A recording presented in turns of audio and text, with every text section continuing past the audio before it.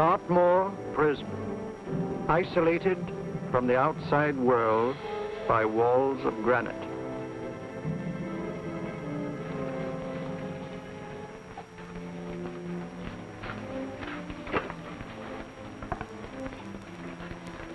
They say you could get out of here by merely telling what you know. You may or may not be another Scotland Yard bloke, but I'll give you the same answer I gave the others. I still have 2 years, 8 months, and 6 days left in which to make musical boxes.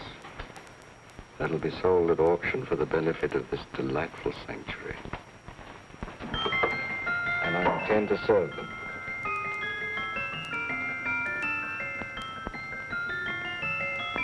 Move along. And now we come to the next object on our list, or I should say objects, because there are 3 of them. Now, ladies and gentlemen, these can be bought together or separately. Now, these beautiful little musical boxes only arrived this morning, and I didn't intend to put them on the auction block until later, but I'm going to sell them now. So, good friends, as our old pal Mark Antony used to say, lend me your ears. And what do you hear? Right. The beautiful tinkle tinkle of a musical box. What a lovely trinket. What a beautiful gift. Created and made by loving hands. A thing of beauty and utility. Now, who's going to start with £5? It's a bargain with £5. Do I see any hands? If there's a connoisseur in the house, will go £3 for it. £2. £1. 10 shillings. Thank you, sir. Ladies and gentlemen, 10 shillings is offered for a musical box you couldn't buy anywhere in London for less than £5. It'd be stealing to let it go for 10 shillings. Like taking milk from a baby. All right, we're selling for 10 shillings. 10 shillings, 10 shillings is offered, 10 shillings is offered, 10 shillings is offered. Will anybody give me £1? Will give me £1? Oh, £1, give me £1. £1 is offered, £1 is offered, ladies and gentlemen, £1 is offered. It's against you, sir. Will you go to £2? Will you go to £2, sir? £2. £2 is offered. £2 is offered. Going once, twice, third and the last call. Sold to the gentleman for £2. Sorry, my dear. Now, ladies and gentlemen, comes the opportunity to purchase an exact duplicate of the beautiful little musical box just bought by this gentleman for the ridiculous low price of £2. Now, it's exactly the same. Exactly the same. Made with the same hands. You hear that? Isn't that lovely? That tinkle, tinkle, tinkle, tinkle. Sounds like Bow Bells to me, you know, with little angels pulling on the ropes, eh? Who'll give me £2 for it? Who'll start me with £2? Will anybody start me with £2? Oh, come, ladies and gentlemen. You know, from your enthusiasm, we might all be in Scotland instead of London. Please buy it for me, Daddy. £2, certainly not. We all might be in Scotland. Besides, I don't like his manner. £1, 10 shillings. £1. £1 is ours. £1 is offered. £1 is offered, going £1. Any advance? Going once, going twice. The third and the last call. Sold to the lady for £1. Smart bidding, my dear. Thank you. We come to the third and last of these beautiful little musical boxes. Exactly the same. Tinkle, tinkle. Isn't that lovely? Ladies and gentlemen, I don't bring you here to gull you and swindle you. This is the exact replica of those 2 I just sold before.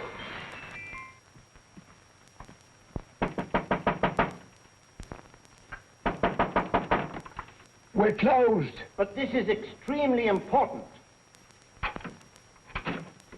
Come in, sir, come in. I'm sorry to disturb you, but I was unfortunately delayed from arriving in time to bid on certain articles which I was rather anxious to obtain. Or perhaps they weren't sold, sir. We are carrying several things over. What might the articles be, sir? 3 identical musical boxes, about so large. Oh, I'm sorry, sir, but they were sold. Pity you weren't here to bid on them. They didn't bring anything like the real value. I'm most anxious to obtain them. I wonder if your records would show who the purchasers were. Oh, we don't usually give out that information, sir. For certain, shall we say, sentimental reasons, I'm most anxious to get in touch with the purchasers. I'd be willing to pay, shall we say, £5. Well, for certain sentimental reasons, sir, we'd be very happy to oblige. Alfred, today's sale. The 3 musical boxes. Musical boxes, oh. Ah, here we are. The first purchase for £2 from Mr. Julian Emery, 52 Portman Square. Write this address down, Alfred. Yes, sir. Second didn't leave any name. Oh, how unfortunate. I think she's a dealer. You see, they don't like us to know where the things are going. On account of the profits. You say the second purchaser was a woman. Can you give me a description of her? Oh, she was a young woman. Fairly tall, slender. Had a light complexion and dark hair, and she was wearing A grey suit, don't you remember? That's right. She probably runs a gift shop. She paid £1. You say she comes here fairly frequently? No, I didn't say so. But she does, sir. Like as not, she'll come in on Thursday. We have sales on Mondays and Thursdays. Oh. And the third box? The third, Mr. William Kilgore, 143B Hampton Way. For 10 shillings. Quite a drop from £2. Mr. Kilgore was a Scotchman. Oh. Thank you. You've been most helpful. Oh, thank you, sir. And any time you're passing, dropping, we always have lovely things for sale. How card, sir? Thank you. I'll be back Thursday.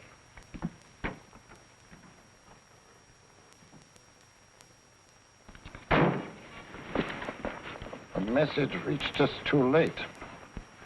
Musical boxes are being sold. Well, let's get out of here.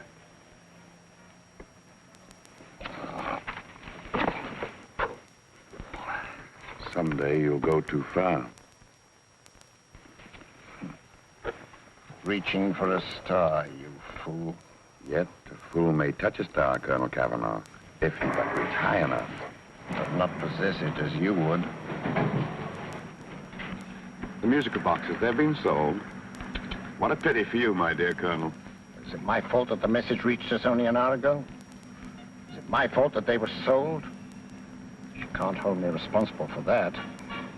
Hope for your sake you're right.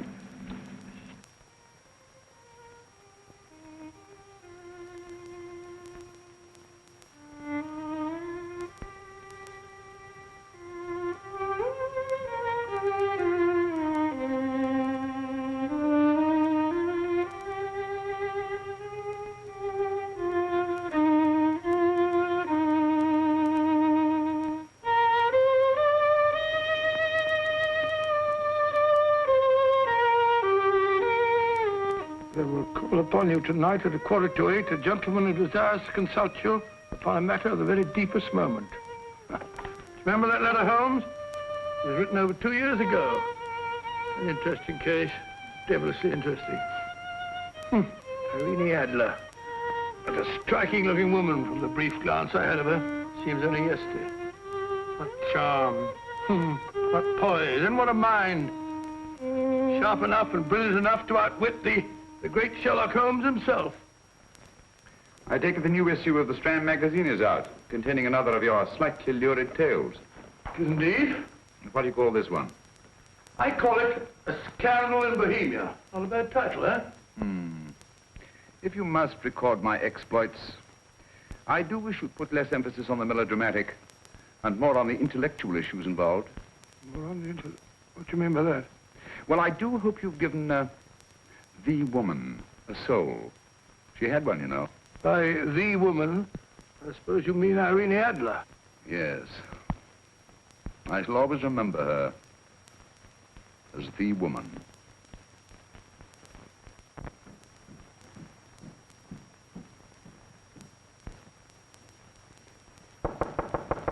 Dorian? I think. That's the old boy. How are you? How are you, old boy? I haven't seen you for years. I want you to meet my old friend Sherlock Holmes. Holmes, this is Stinky. In other words, Julian Emery. How do you do, Mr. Emery? Watson has often spoken of you. Oh, has he? Yes, we were at school together. Yes, more years ago than I care to remember, but you didn't come in here just to remind me of that. No, I just happened to be in the neighborhood and saw your lights burning, so I took the liberty of looking you up. Still writing your mystery stuff? Yes, there's a new one out this week. Good, I never miss them. Oh, good, thanks. I say that bandage makes you look very interesting. Still poking your nose into other people's business as usual? Who hit you? I haven't the foggiest notion. Somebody knocked me on the head in my own living room, and then proceeded to commit the most idiotic burglary you ever heard of. Fellow must have been balmy as a coot. Balmy? Why? Come sit down, old boy. Would you You like a cup of tea? Huh? Oh, all right. I'll go and tell Mrs. Hudson about it. Yeah. Why do you say the robbery was idiotic, Mr. Emery? Oh, simply from the fact that with about £5,000 worth of musical boxes in my living room, the thief, who I caught in the act, made off with one that isn't even worth £5. I gather you're a collector of musical boxes. Yes, I am indeed. Some of them very beautiful, but not the one that was stolen. The thief evidently grabbed the first thing that came to his hand when he heard me coming into the room. Still, it's rather odd, isn't it, that having disposed of you, he didn't pick up something more valuable. Mm-hmm. Was there anything unusual about the stolen box? No, nothing at all. No, I picked it up in the south of France, several years ago. You say you have many valuable music boxes, and yet the thief made off with one that isn't worth £5. Sounds like rather an intriguing little problem. Well, I take it that he was just an ordinary petty thief and didn't know the value. That is a possible explanation, and yet I venture to say that the average petty thief has a more extensive knowledge of the value of objets d'art than the average collector. Well, anyway, that's Scotland Yard's theory. They didn't get very excited about it. That's consistent anyway. I wonder if I might see your collection, Mr. Emery. Oh, of course you could, yes. Nothing a collector likes more than showing off his trophies. When will it suit you? No time like the present. Good. My place is just round in Portman Square. Shall we? Yes, right. Hello? Where are you going? Stinky hasn't had his tea yet. Oh, I'm sorry. We're going round to my place, where I'm going to give you something better than tea. Now, this one was made for Louis XV, and is one of the very few still in existence from that period, and a particularly fine specimen at that. Charming, isn't it? Quite. They all sound to me like a lot of mice running about on a tin roof. I'm afraid you have no ear for music, Watson. Give me a good old band playing a rousing march. You have all your silly little tweets.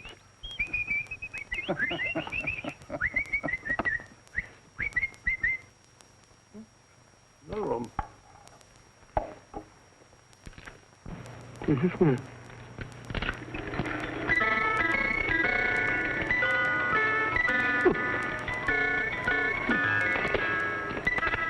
Stupid thing. Singing rabbit.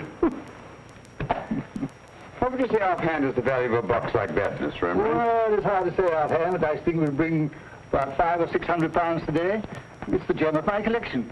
Yet a thief who steals an oddity like a musical box passes up one worth £500 for one of almost no value at all. Odd. Very odd. What was a stolen box like, Mr. Emery? Oh, just a plain wooden box about so big. Mm-hmm. As a matter of fact, I have one over here almost exactly like it. I picked this up yesterday at an auction room in Knightsbridge. Paid only £2 for it. Of course, I wouldn't in the ordinary way add one like this to my collection, but the tune intrigued me. I'd never heard it before.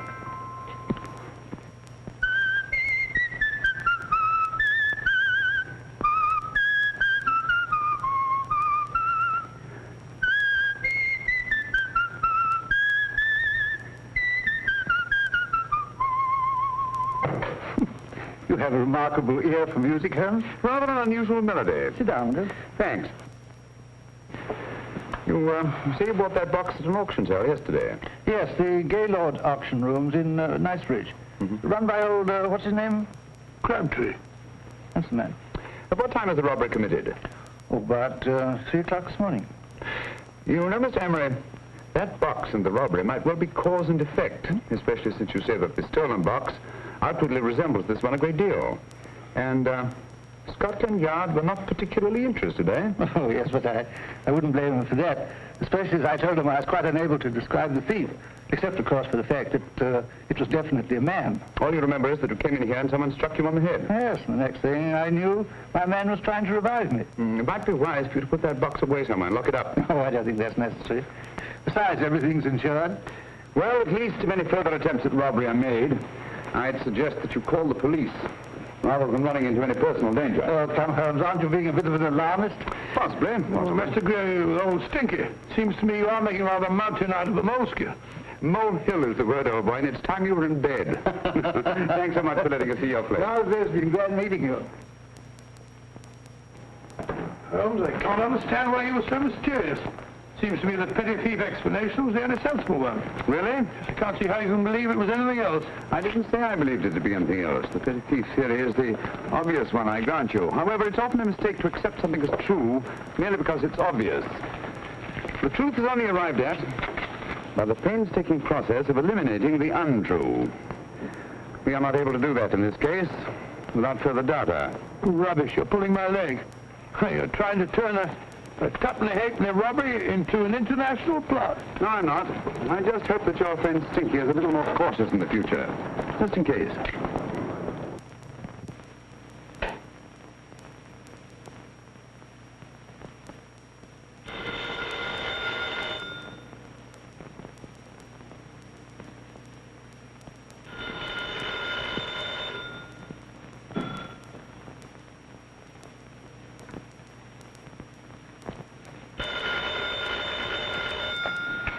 Yeah? Yeah? Julian Emmerich here. Who? Why, of course I remember you, Mrs. Courtney. Yes. Yes, you're the one bright spot at that appallingly dull affair of Lady Sansa's. Huh? Of course it isn't too late to come around. Yes, I shall be delighted to give you a drink. I tell you what, come straight up and I'll leave the door unlatched. Right, well, 15 minutes? Good.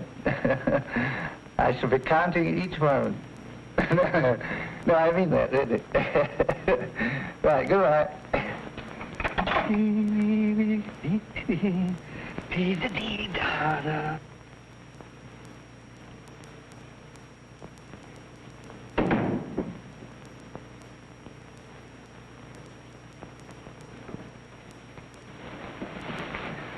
Boo! Oh, you startled me. Did I? Yes. Must be the pixie in me. I know I shouldn't have called you so late, but I was at a party just around the corner, and I remembered your invitation to see your collection of musical boxes. My dear Mrs. Courtney, the pleasure is all the greater for being so unexpected. My friends call me Hilda. Thanks. Mine call me Stinky. Stinky, how quaint. Oh, what a perfectly wonderful collection of musical boxes. You know, when you told me you had a collection, I had no idea it was so attractive. Yes. They appeal to the ear as well as to the eye. Oh, what a plain little one. Why, it looks just like a country cousin amid all this grandeur. No. You mustn't underestimate the country cousin. Only last night a burglar broke in here, and with all these to choose from, went off with one very much like it. Really? Yes, I don't mind the loss of the box so much, but I do resent this crack on the skull. But it makes you look so interesting. Oh, do you think so? It's funny, that's what old Fatso said. Fatso? I mean, Dr. Watson. He was here this evening with a friend, Mr. Holmes. He's interested in my collection, too. Sherlock Holmes? Yes. Do you know him? I've heard of him. Yes, he seems to think I'm in some sort of danger. What a haunting tune. It takes me right back to my childhood. Really? Do you know, it's odd that you should be interested in that particular musical box. Odd? Why? Because Mr. Holmes is also interested in it. He may have been more interested in the tune than in the box. I did, yes, that's right. I remember now. He whistled it note for note, having heard it only once. Really? He must be a remarkable man. Bit of an alarmist, if you ask me. Don't you believe in warnings? Of course not. Who'd want a box like that? I would. You're not serious. Oh, but I am. Well, you put me in a very awkward position. I'm a collector, you know. And the collector buys but never sells. But if the price were high enough... Price has nothing to do with it. It's the principle of the thing. Yes, well, we haven't had our drink. No, thanks. I must be getting along. Must you really? I'm afraid so. You're not walking out on me, are you? My reputation. Stinky. I say, you know, you are an attractive woman. Thanks.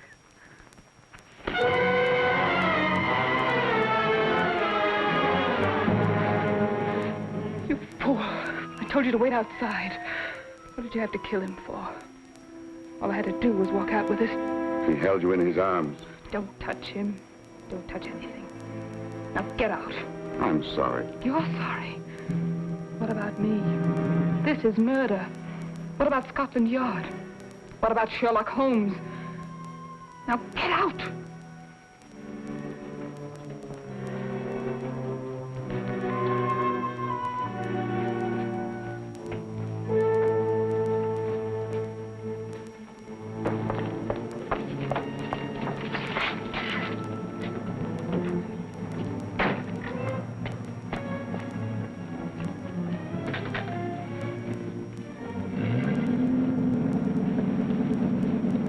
you get it?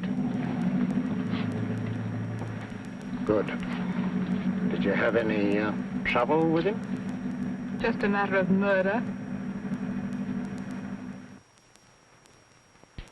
Mr. Holmes. Hopkins? Thanks for coming so promptly.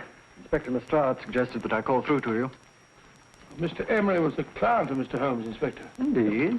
You didn't mention that when I telephoned you, Mr. Holmes. Well, not exactly a client, Inspector. Sergeant Thompson? He was killed between the hours of 11 and 2 o'clock this morning, Mr. Holmes. Must have been someone he knew, someone of whom he had no suspicion. Poor old Stinky. It's all my fault. I should have prevented this. Well, it's no time to start talking about that now, Doctor. Apparently it's gone. That's the second attempt on the musical box that Emery bought at the auction sale. And this time it was successful. But that box was only worth £2. It was worth a man's life, Watson. I think we'd better pay a visit to Gaylord's auction room and that fellow Crabtree. Inspector, may I suggest that you make a complete search of this flat for a small, plain, musical box about that size? Thank you. Come on, Watson. You say the first box went to Mr. Julian Emery. The second to Mr. Kilgore, 143B Hampton Way. And the third to the unidentified young lady who presumably has a shop and lives near Golders Green. That's right, Mr. Holmes. Isn't it rather strange, Mr. Crabtree, that you should have had 3 identical musical boxes all playing the same tune? Where'd they come from? Dartmoor Prison. Dartmoor? Yeah, we get a regular shipment from there every month. The inmates manufacture them. Well, they make all kinds of things, you know, pipe racks, waste paper baskets, musical boxes. Did you happen to notice if anyone showed any particular interest during the auction in the purchasers of these 3 boxes? Oh, come now, Mr. Crabtree.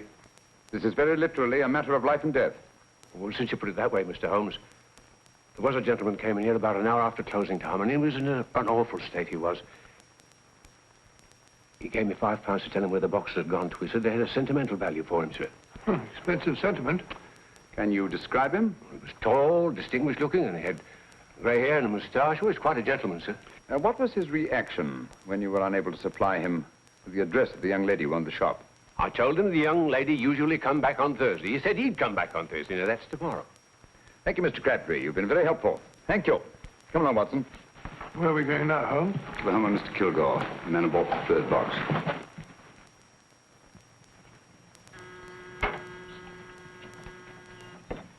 But hang it all, Holmes, how do you know those other 2 musical boxes are of any importance? I don't, but I certainly have no intention of waiting until the owners are murdered to find out. No one at home. I hope that's the explanation. I'll have a look through this window.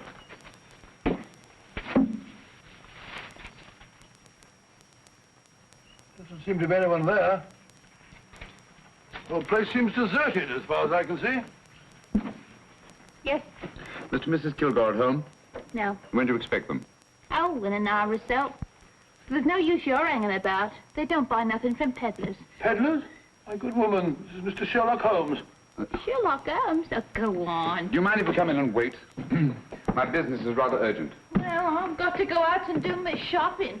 And I don't know if Mrs. Kilgore would like any strangers nosing about. Quite all right, I assure you. Well, I've got to be off. It's too light in the parlor. And no smoking either.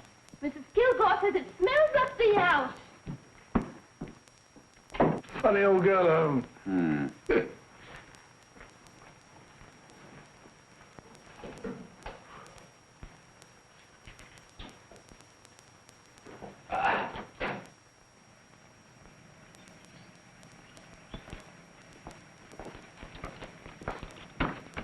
Park Lane.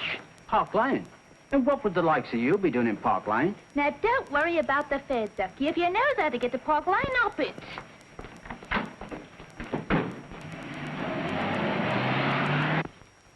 You know, Holmes, I've been thinking. There must have been something hidden in that box of old Stinky's. Stolen jewelry, possibly. What's up, Holmes? Listen. What's just the steam in the water pipes?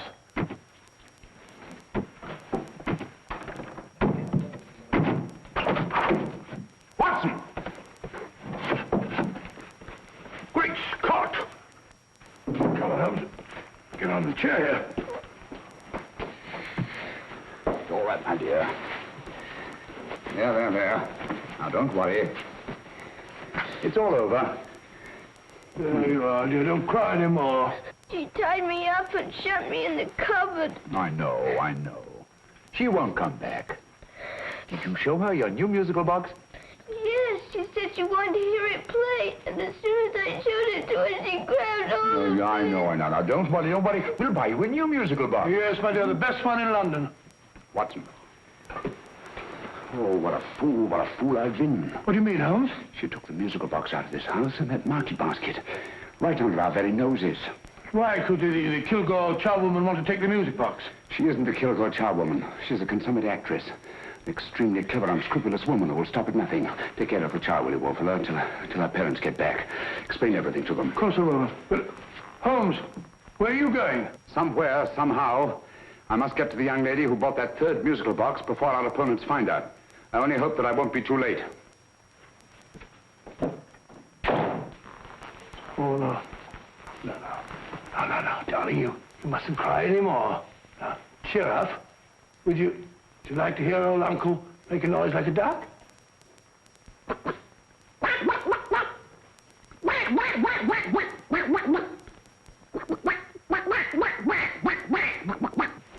Oh, sorry.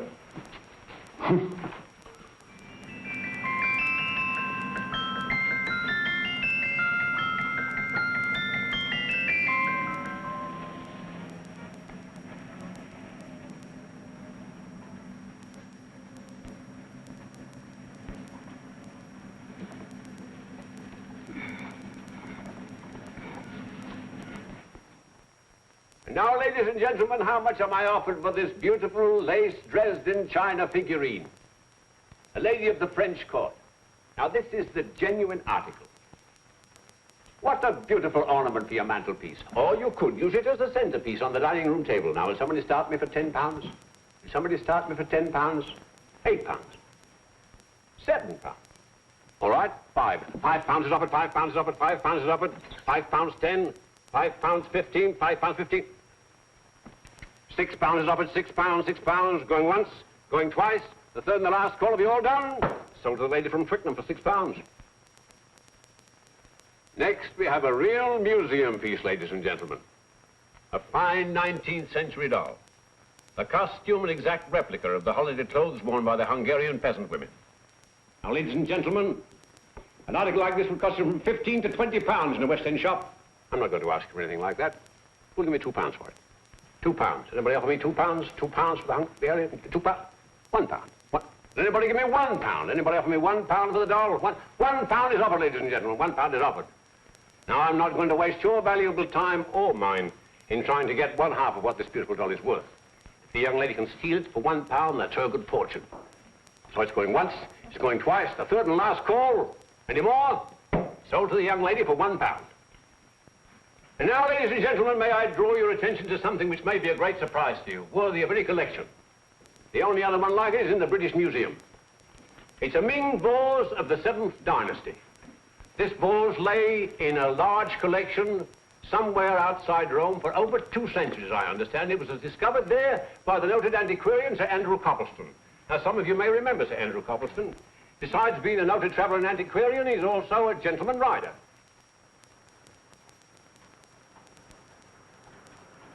The girl with the parcel in her hands, that's her.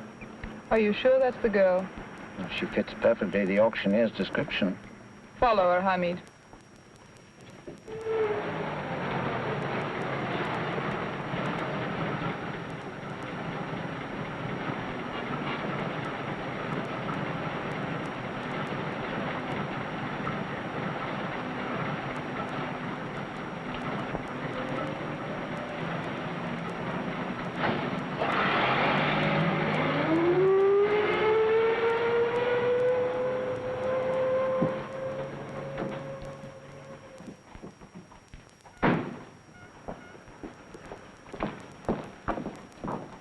It's lovely, dear. And only £1. We can get at least 3 for it. Easily. I'll go make some tea. I could do with a cup. Right.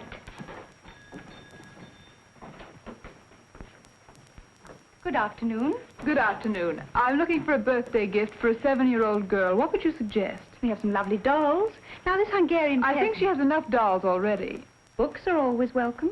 Well, I'm looking for something a little different. Well, that's rather cute. What is it? Well, that's a musical box. Children always love them. And this is an exceptionally nice one. It plays many tunes.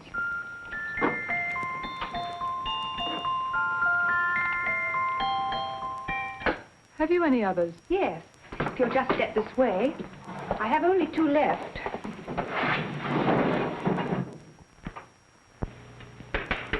Oh, nice.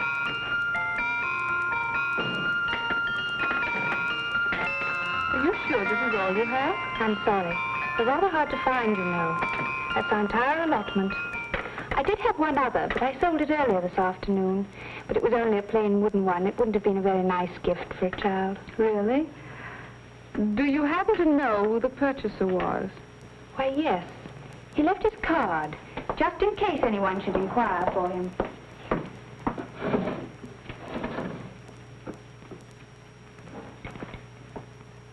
How interesting.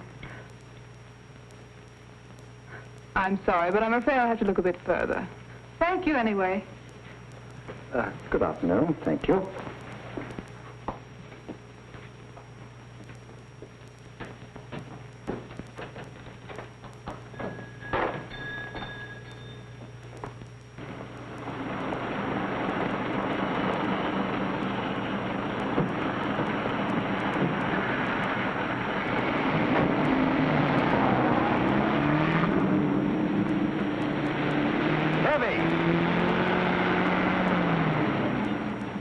Follow that cab. Here, now, what? Scotland Yard. Hop in.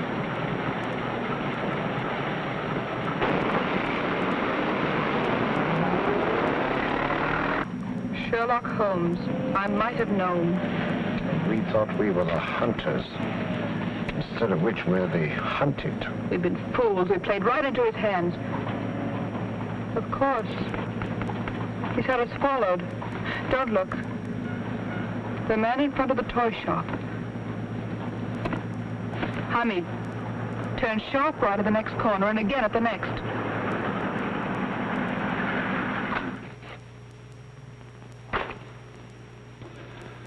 No photograph of her, Commissioner, as I expected. She's not a known criminal. But how do you expect to know if you do find her? After all, she was disguised as a charwoman. Don't worry, old fellow. If I ever see her again, I'll recognize her. Well, it won't be long till we know who they are and from where they operate. Who's covering them? Sergeant Thompson's following them, sir. They won't get away from him. He's a good man. We could have arrested them at Clifford's toy shop if we had any proof. But we know that they killed Emery. Proof, my dear fellow. We must have proof. We've x-rayed it, sir. There's nothing whatever concealed in the box. We'll have a look at the plates.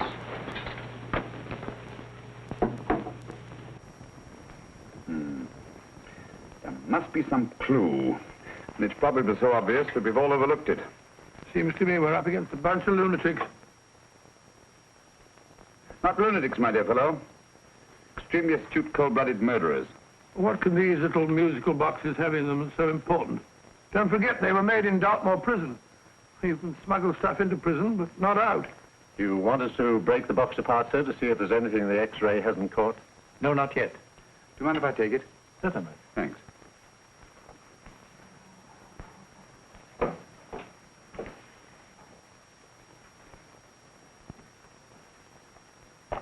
The governor of Dartmoor Prison informed us, sir, in answer to Mr. Holmes' question, that all 3 musical boxes were made by the same convict, John Davidson, serving a 7-year term, sir. Davidson? The Bank of England plate. That'll be all. Yes, sir. Now we're getting somewhere. Wait a minute. How did you know about the plates, Mr. Holmes? I'm a student of crime, Inspector. I make it my business to know about such things. And when the name of Davidson was mentioned... Well, who is this fellow Davidson? As long as Mr. Holmes seems to know all about it already, I suppose there's no harm in telling you. 2 years ago in London, there occurred a robbery of such tremendous importance, although the stolen articles themselves have no intrinsic value whatsoever, that the Home Secretary was instrumental in seeing that not a word of it appeared in any newspaper. But you never told me anything about this, Holmes. You were away at the time. Articles of no intrinsic value and yet of such importance? I don't understand. Davidson was apprehended within 15 minutes of committing the theft. But by that time, He'd hidden the articles in question, and they've yet to be found. Before going further, Dr. Watson, I must inform you that this matter's not to be mentioned outside of this room. Of course not. Do I look like a man who'd gossip? Let's not go into that now, old fellow, shall we? Davidson had been employed for years in a position of extreme trust by the engravings department of the Bank of England.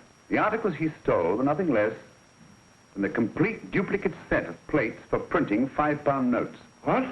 The Bank of England's own plates? Precisely. And with those plates, a gang of crooks could flood England with £5 notes, not forged in the usual sense of the word, but notes undetectable from genuine Bank of England notes in any way whatsoever. Good heavens. Any whisper at all might have resulted in enormous damage in shaking public confidence in the Treasury. We tried everything after we arrested Davidson. Offered him a shorter sentence if he'd tell us where he'd hidden the plates. Why, we even put in Scotland Yard men with him as cellmates, but no result. Obviously, Davidson is a man of strong character and infinite patience. Yet suddenly he feels impelled to smuggle out the secret of the hiding place of the plates to his confederates. Why? I don't understand, Mr. Holmes. Well, for example, has the Bank of England made any plans to radically change the design of the £5 note so that in, say, 7 years from now, notes made from the stolen plates would be worthless? Confidentially, Mr. Holmes, such a move was discussed. But replacing all the £5 notes in circulation would be such a Herculean task that nothing's been done about it as yet. I see. Of course, there is another possible explanation. Davidson didn't have much time to find a hiding place before he was captured. He may be afraid that the plates will be accidentally discovered before he's released. Hence his anxiety to communicate their whereabouts to his confederates as soon as possible. I believe you've hit it, Mr. Holmes. I'm sure that the message is contained in this musical box. Or rather, in all 3 musical boxes, since possession of all 3 seems to be essential. Our opponents have 2/3 of the puzzle, we have 1/3. Well, what are you going to do, Holmes? Try to deduce the message from the 1/3 that we have.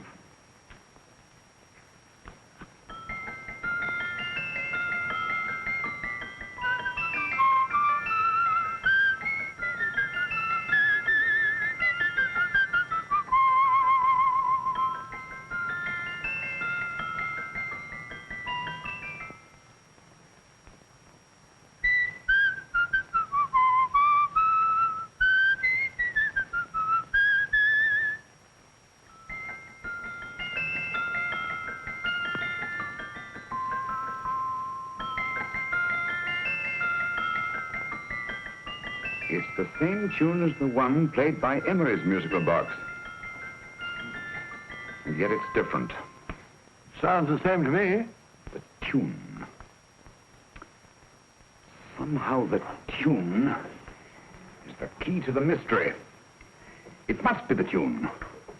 Otherwise, why use 3 musical boxes to convey the message? Why not collar boxes or shoe boxes? Yes? Oh. It's for you, Inspector. Oh, thank you, sir. Inspector Hopkins speaking. What? Where? Golders Green Station reports they've just found Sergeant Thompson's body. From the tire marks on his clothes, he was apparently run over by a taxi. What an unfortunate accident. Not an accident, my dear fellow. I'm afraid it's murder. You never know just who you're going to meet when you're walking down a busy London street. Mrs. Orchid, Mrs. Brown, any subject of the crowd. Oh, you never know just who you're going to meet. So you better hold your topper in your hand, just in case you meet a lady on the Strand. Girls will think you're kind of sweet, and your day will be complete. Oh, you never know just who you're going to meet. Now a gentleman is judged by his appearance. Yes, a gentleman is judged by how he talks. Now he's much better off when he's acting like a top, especially if he's taking him a walk. What on earth is this outlandish place? A rendezvous for actors. Actors? Buskers, old boy. You've seen them 1,000 times. Actors who entertain the queues, waiting outside theaters. You're gonna meet when you're walking down a busy London street. So you better wear your best, go aside to look your best, 'cause you never know till you're gonna meet. Oh, you better keep your manners right in view. Just in case the lie you give the house you do. Keep your trousers in a pleat, shine your shoes and keep them neat, 'cause you never know just who you're gonna be. Blimey. Mr. Holmes. How are you, Joe? Never bet him. And yourself? Fine, thank you. I want you to meet a friend of mine, Dr. Watson, Joe's sister. Oh, well, any friend of Mr. Holmes is a friend of mine. Hi, Joe. He did me a good turn once that I'll never forget. Yes, I cleared Joe of a most unpleasant charge. Murder, no less. Oh, really? By proving to the satisfaction of the police that he was busy at the time blowing open someone's safe. That's right, Governor. Good gracious me. Joe, now you can help me. Come on, buzz off, buzz off. Come on, off it, off it. Can't a gentleman have some peace and quiet around here? And you too. There you are, Mr. Holmes. Now we can have some peace and quiet around here. Thank you, Joe. There's £5 in this for you. Well, I wouldn't want to take it on myself, sir, but I can get somebody to do it for you for half of that. You don't know what the job is yet. For £5? Murder, ain't it? What? No, Joe, not murder, just music. I want you to identify a song for me. Oh, there ain't a song that's been written that I don't know. That's why I came to you. Of course, the violin is more my instrument, but, oh, well, here we go. Now listen to this, Joe.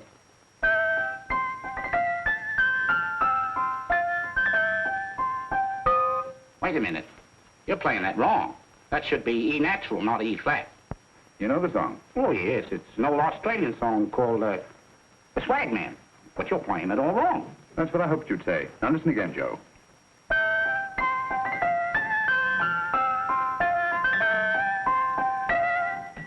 That's the same tune, all right. But you're making different mistakes than you did the first time. No, not mistakes, Joe. Call them variations. Here, play the song for me, will you, the way it's written.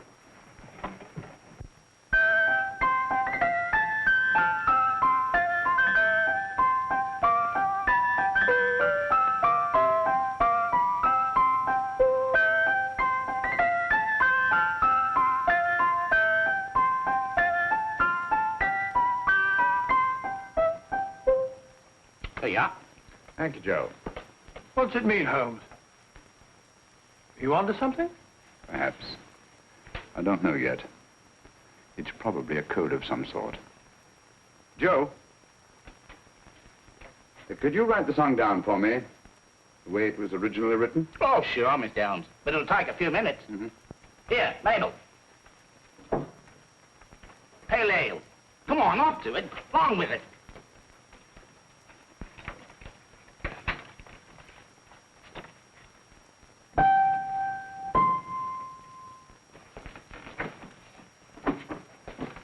Well, obviously it isn't the lyrics. No combination of those words made any sense at all. The variations in the way Emery's musical box played the tune are different from the variations in the one we have. You sure? Quite. You see, I took the trouble to memorize the tune as played by Emery's box that night we were with him in his flat. Holmes, you amaze me. Elementary, my dear fellow. One of the first principles in solving crime is never to disregard anything, no matter how trivial. Why the 3 boxes? Why not 1? Because the message was obviously too long to be conveyed by any one variation. Then there's the 3rd box, the one that woman took from the Kilgores. That contains yet another set of variations. Yes, well, it's all beyond me. Well, all we have to do now is to find the secret of the variations. Not a very easy problem to solve, my dear fellow.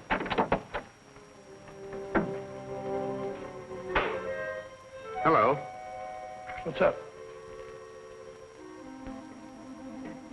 We've had company.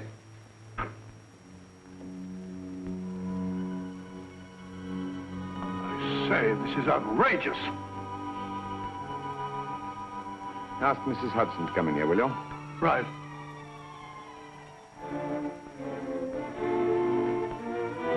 Mrs. Hudson? Yes? Oh, there you are. Will you come up here at once, please? Oh, coming, sir.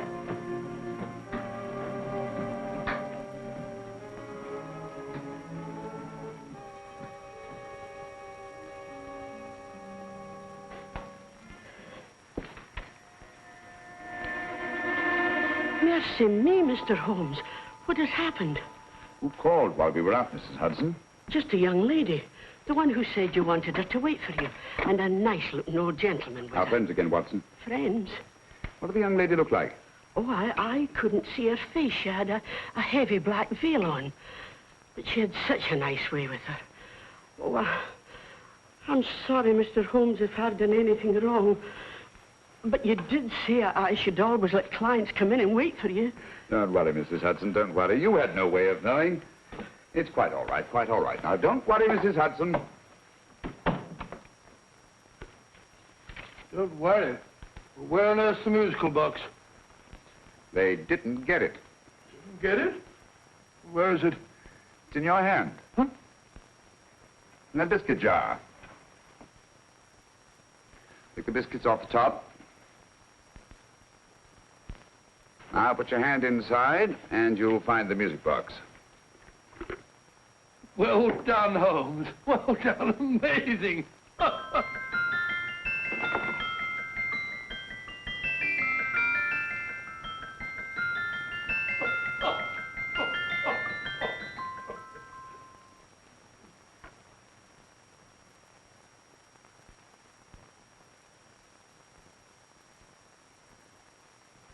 Whew. Nice fresh smell. Like a pub after closing time.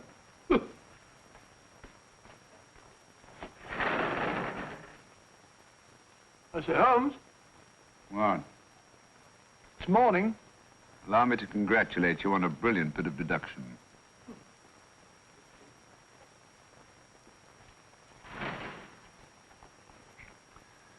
It's not a transposition, not a polygraph transposition, not a trigraph, nor any known form of decoding. How about the Morse code? Have you tried that? Yes, at about 3 o'clock this morning. I'm sorry, old man. I was only trying to help.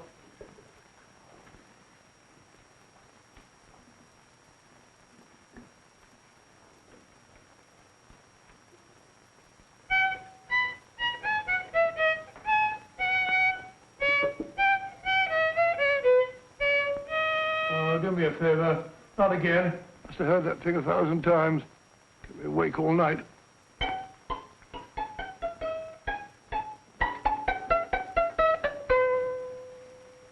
Not a very distinguished composition, I grant you. You know perfectly well I don't know one tune from the other. When I was a kid, my people tried to have me taught the piano. I've always felt sorry for that old teacher of mine.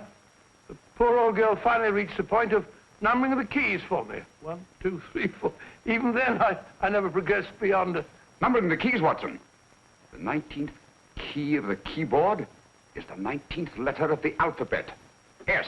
Here. Write it down when I give it to you, old fellow, will you? First altered note. Write S first.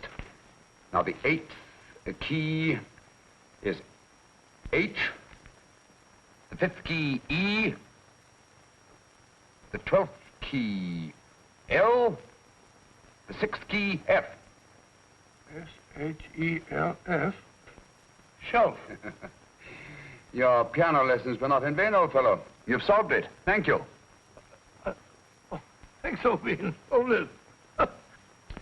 We now have 2/3 of the message. Behind books, third shelf, secretary, Dr. S. Presumably, these are the first and second portions of the message. And this gang has the first and third parts of it. Precisely. Then it's a stalemate? Yes, Commissioner, but we can't leave it like that. There's no doubt in my mind that they'll try to secure our third of the message that's missing.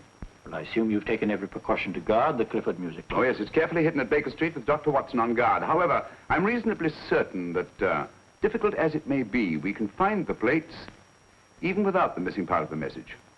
Behind books, third shelf, secretary, Dr. S.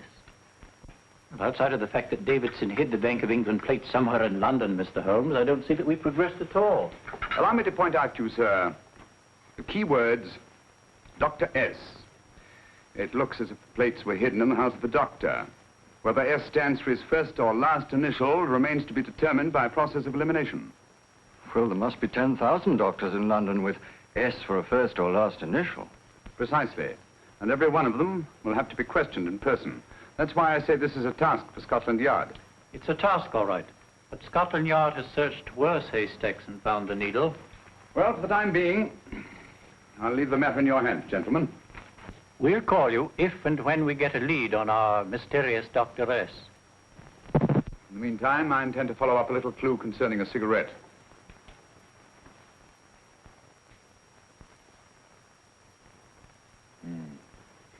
You're certain of the identification of the tobacco? Absolutely. I have made up this special blend for only 3 customers.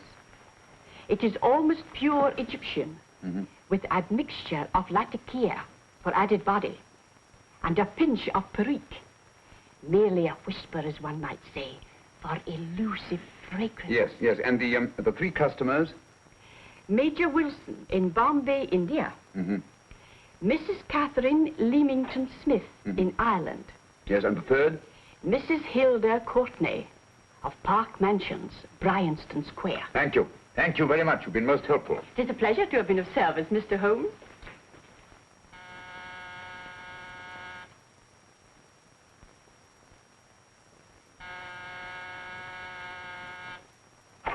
Yes? Mrs. Courtney? Yes. My name is Sherlock Holmes. Oh, do come in. Thank you. I've heard of you, of course, Mr. Holmes. I believe we have a mutual friend in Sir Edward Brookdale. He's spoken to me of you quite often. Indeed. And to what good fortune am I indebted for this visit? I think you know Mrs. Courtney. Well, I did get a summons for speeding last week. But outside of that, I don't think I'm of any interest to the police. Oh, come now, Mrs. Courtney. You seem to forget that you and I have met before. I'm sorry. I'm sure I would have remembered meeting the great Sherlock Holmes. Please sit down. Thank you. You say we met before. Yes. At the home of Mr. and Mrs. Kilgore, 143B Hampton Road. Kilgore? I don't think I know anyone of that name. Well, I didn't say you knew them. As a matter of fact, you called on them when they were out. I don't understand, Mr. Holmes. Really? And you were dressed rather differently. Indeed. Cigarette? Thank you.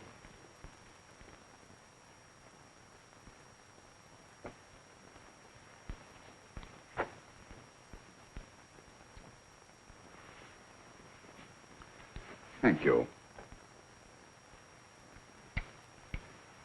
You know, Mrs. Courtney, people generally forget, in assuming a disguise, that the shape of the ear is an almost infallible means of recognition and identification to the trained eye. Evidently, you've mistaken me for someone else. Oh, no, not at all. Though naturally, I expected your denial. But when you paid your visit to my rooms at Baker Street, you carelessly left behind another identification. They're, identical, aren't they? Yes, I must admit they are. You see, Mr. Holmes, to catch one as clever as you, I had to use a very special lure. I knew you'd be unable to resist the bait of my cigarette, having read with great interest your monograph on the ashes of 140 different varieties of tobacco. I should advise you not to move, Mr. Holmes. I must congratulate you on your ingenuity, Mrs. Courtney. It was indeed a brilliantly designed trap. Thank you, Mr. Holmes. Praise from a master is indeed gratifying. I shall always cherish the memory of your flattering words. Memory? Precisely. I'm afraid these gentlemen have a most regrettable task to perform. Unless, of course, you care to turn over the missing musical box with your pledge to take no action against us in the future. I'm afraid that will be impossible. I thought that would be your answer. Hamid! Careful! Careful. There's no need to be unnecessarily rough with our distinguished guests. You realize, Mr. Holmes, that your demise will not take place here. The corpus delicti, you know. Well, naturally. Shall we go? It's so fearfully awkward having a dead body lying about. Don't you agree, Mr. Holmes? Another dead body shouldn't weigh too heavily on your conscience, Mrs. Courtney.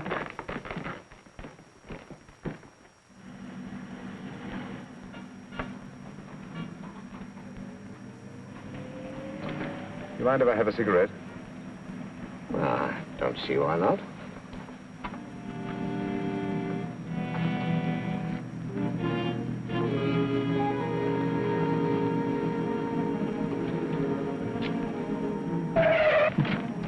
Be careful, Hamid. It's the brakes, they bind. Thank you, Colonel Kavanagh. It's very considerate of you.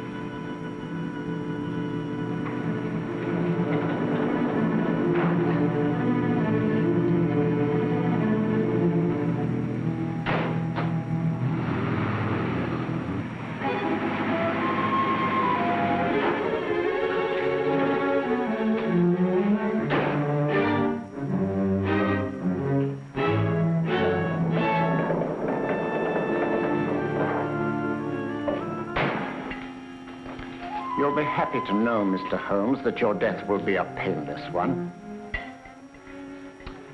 Hamid, attach this to the motor of the taxi. That little attachment, my dear Mr. Holmes, contains the deadly fluid known as monosulfide. The Germans use it with gratifying results in removing their undesirables.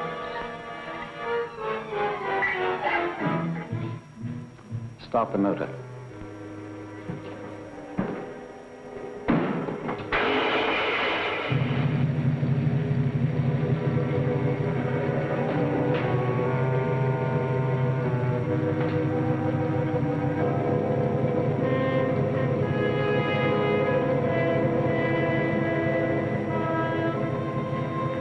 Tape his mouth.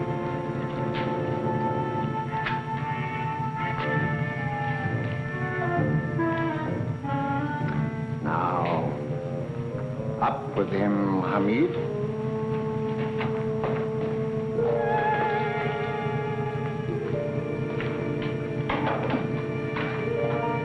You find yourself like Muhammad's coffin, Mr. Holmes, suspended between heaven and earth. Plenty of fuel in the tank? Good.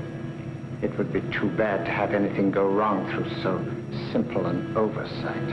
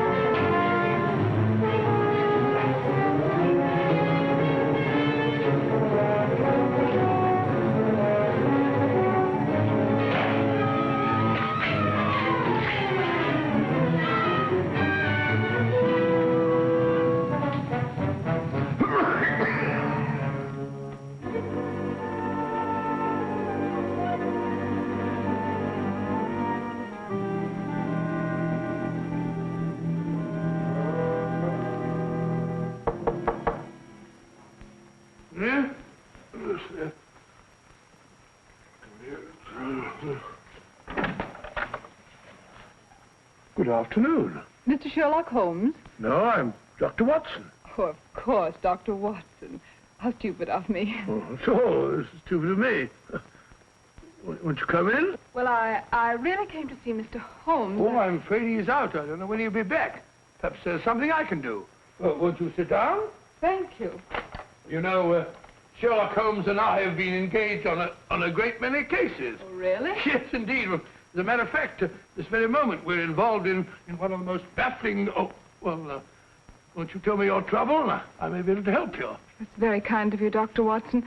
Perhaps if I wouldn't be imposing too much. Imposing? Oh, there's no imposition at all. A pleasure, I assure you. Now, tell me all about it, Miss Williams. Mrs. Williams. I live in Surrey, Dr. Watson, and I've come up to London in sheer desperation. My only sister has disappeared, and the local police seem utterly unable to find her. Well, Holmes and I solved a case exactly like that once. Very interesting as far as I remember. I call it the adventure of the solitary cyclist. Oh, sorry. Now I come to think of it, it wasn't so very similar. Entirely different. I don't think what I was saying. Where were we? She's only 17, Dr. Watson, and until she disappeared last Thursday, she seemed to be in the best of spirits. Well, possibly a romantic entanglement? Oh, no, nothing of the sort. She left no note, didn't even pack a bag, no explanation. She just started to walk to the village from our house in broad daylight and simply vanished from the face of the earth. Oh, there. Might I have a glass of water? Glass of water. Have one minute.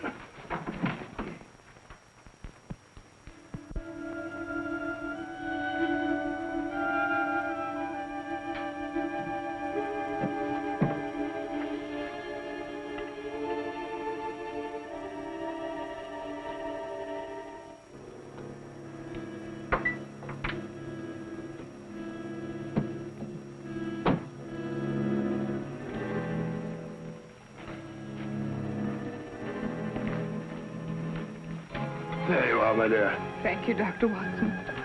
No, you're not to cry anymore. You must pull yourself together. Oh, I feel much better already knowing that you're going to help me. Oh, Dr. Watson, look! Good heavens!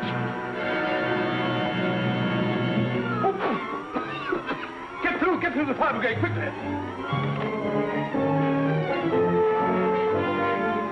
Haven't you a fire extinguisher? By Jove, we have in the kitchen.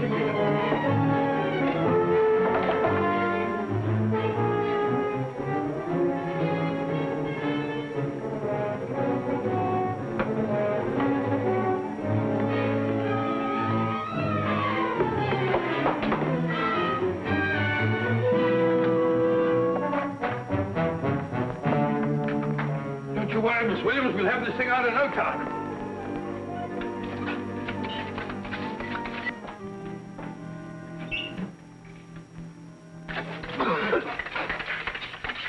That's got it. It's there. Well, you see, there was no need for the fire brigade after all. I hope you weren't too frightened, Miss Williams. Gone. That's the trouble with women. They always lose their heads in an emergency. Well...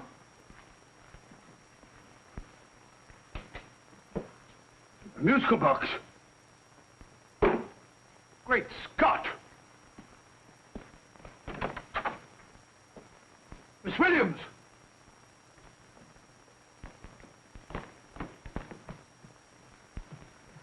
Well? Good. And Holmes? By now, Mr. Holmes has no doubt exchanged his violin for a harp. Always assuming that heaven is his destination. And now that we have the missing musical box...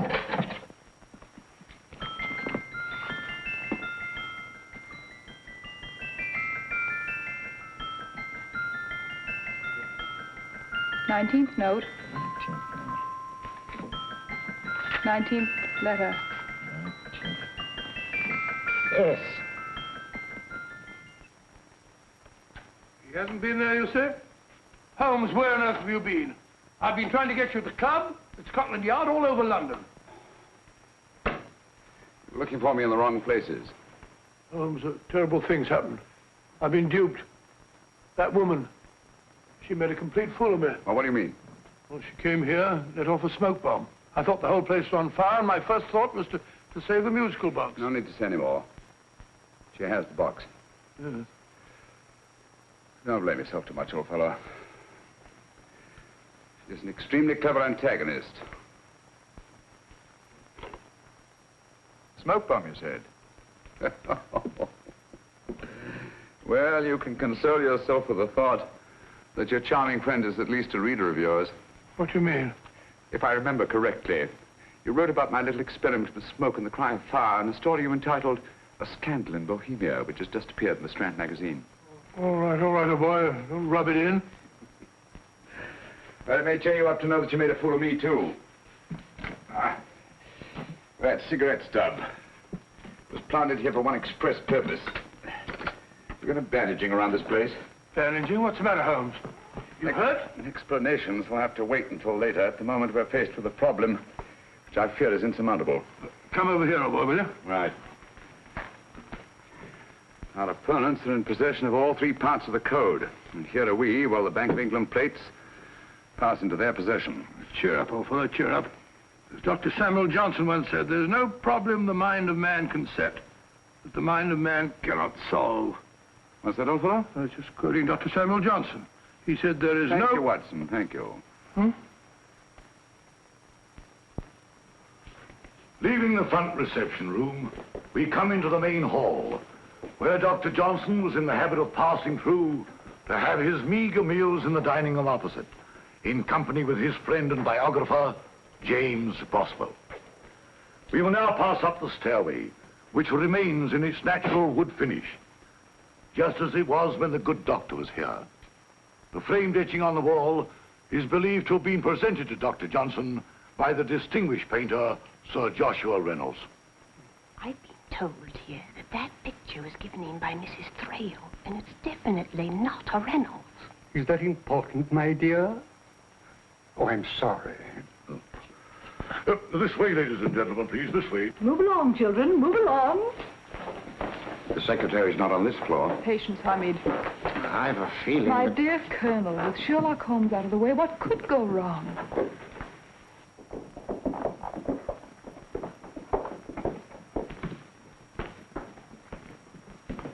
And here we have the Garrett Library, in which Dr. Johnson wrote his famous dictionary, and in which you will see also many of the great man's books and other items of interest. Step forward, ladies and gentlemen, please, step forward. Standing in the corner is the secretary, which contains many of the original works by the literary genius. On this table, Dr. Johnson's cat, Hodge, used to sleep while his master worked. A strange thing about this cat, ladies and gentlemen, was its love of oysters. They do say that the dear doctor often went hungry to find the cat that delicacy. What a pity. Now we will visit the grey room, which is immediately below us, in which you will see the very bed in which Dr. Johnson died. What did he die of? Gout. Just gout. This way, ladies and gentlemen. Mind the steps, please.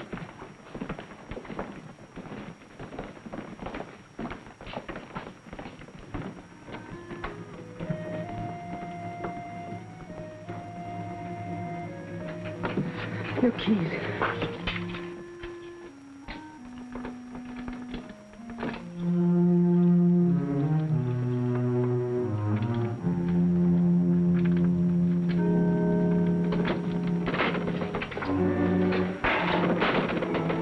Third shelf up.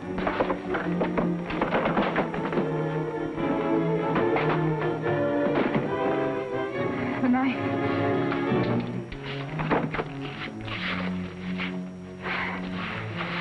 Gentlemen, the Bank of England plates. Well, Mrs. Courtney, so we meet again. No, I shouldn't do that if I were you, Colonel Cavanaugh. I must congratulate you, Mr. Holmes. You're far more clever than I thought. Thank you, Mrs. Courtney. Praise from you is indeed gratifying. I shall always cherish the memory of your flattering words. Memory? Oh, thank you. And now I have a most regrettable task to perform.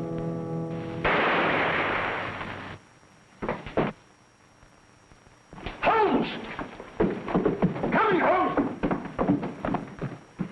Holmes! You all right?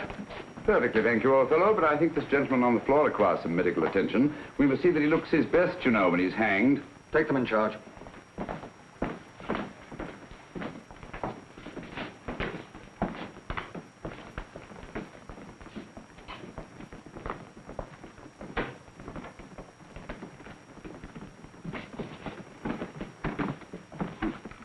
A brilliant antagonist. It's a pity her talents were so misdirected. Will you see that these plates are returned to the Bank of England, Inspector? I still don't understand how you solved it, Mr. Holmes. It's entirely due to Dr. Watson. He gave me the clue when he mentioned Dr. Samuel Johnson. Well, congratulations, Doctor. Oh, thank you, Inspector. I don't think I'd have done it entirely without Mr. Holmes's help, you know.